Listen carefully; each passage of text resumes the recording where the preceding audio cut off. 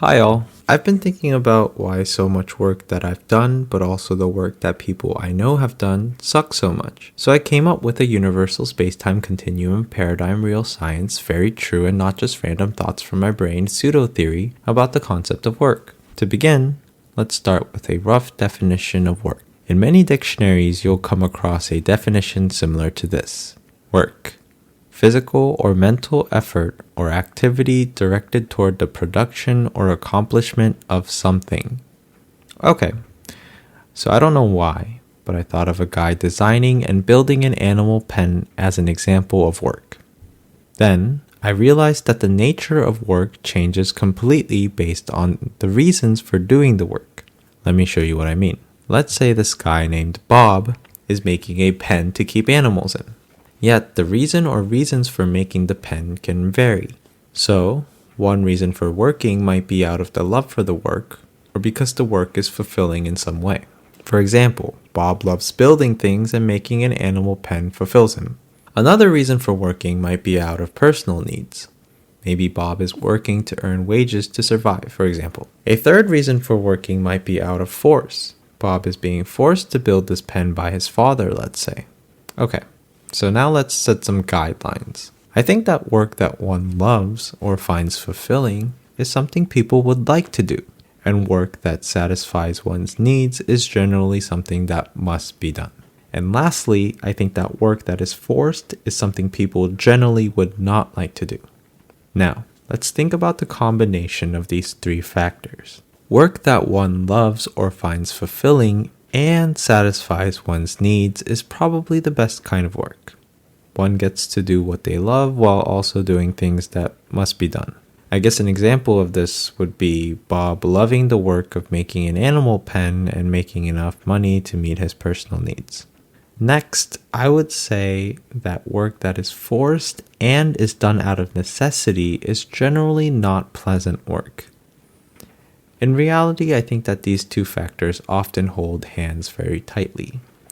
In many cases, the needs of someone forces them to work, like the need for money, and that work is usually something that the worker does not love to do. And I feel like work that one loves or finds fulfilling, but is forced to do, is usually not good work. When someone or something forces work upon you, even if you love the work or find it fulfilling usually, the love for the work isn't what's driving your actions. It's the force, which cancels out the love and fulfillment of the work. And finally, work that one loves, which also meets needs and is forced, is work that is confusing. Some days you might love it, some days you might downright hate it, and some days you might just be numb.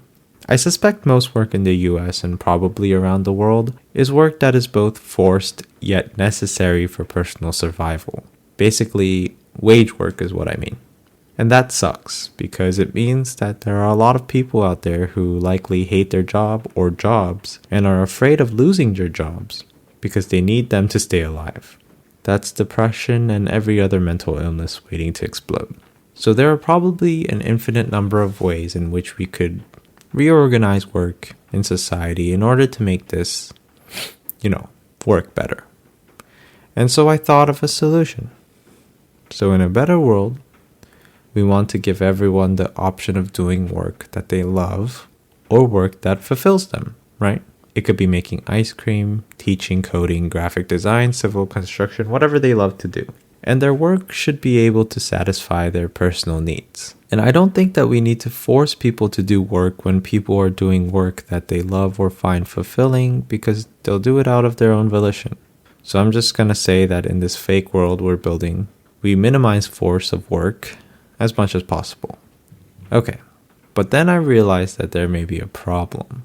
There are probably multiple problems, but my imperfect brain just thought of this one. The main problem I see is, what if everyone does work they love and then there is work that needs to be done in order to maintain the standard of living and such, but no one is doing that? Basically, what should we do if there is undesirable work that needs to be done that is not being done? Okay, this is my solution to this problem. Let's say that in this imaginary world, no one wants to do the job of taking out the community trash. No one finds this job fulfilling and no one loves this work. Yet it needs to be done. What I suggest is we just share the work. What did we learn in school? Clean up, everybody everywhere. Clean up, everybody do their share. Alright, in each neighborhood we divide up the houses to take out the trash every week. For example, houses 1, 3, 5, 7, 9, 11 are in charge of week 1 of the month. Houses 2, 4, 6, 8, 10, 12 are in charge of week 2, and so on and so on.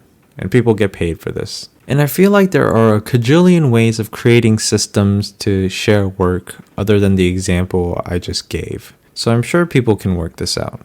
I did realize though that this solution of sharing work doesn't fly for all forms of work. It only makes sense for work that doesn't require too much training and experience. For example, what if there's a shortage of doctors because not enough people love that work or find it fulfilling? I honestly think that a lot of people would find being a doctor to be fulfilling work, but that's just my opinion. But if there is a shortage of people in specialized jobs like doctors that need to be done to maintain a certain standard of living in our hypothetical world, one way of incentivizing people to take up these jobs is with praise and appreciation. We'll hold a grand annual event like the Oscars that celebrates people who are willing to train for and take up specialized jobs that are in shortage. And we give out awards and honors to these people for their kindness and sacrifice. And if we implement this universal space-time continuum paradigm real science very true and not just random thoughts from my brain pseudo theory about the concept of work to modern day society, I'm sure it would at least solve world hunger or something. Okay, well that's my 2 cents. Chip in yours so we can save up $1 and share a McChicken or something. Bye.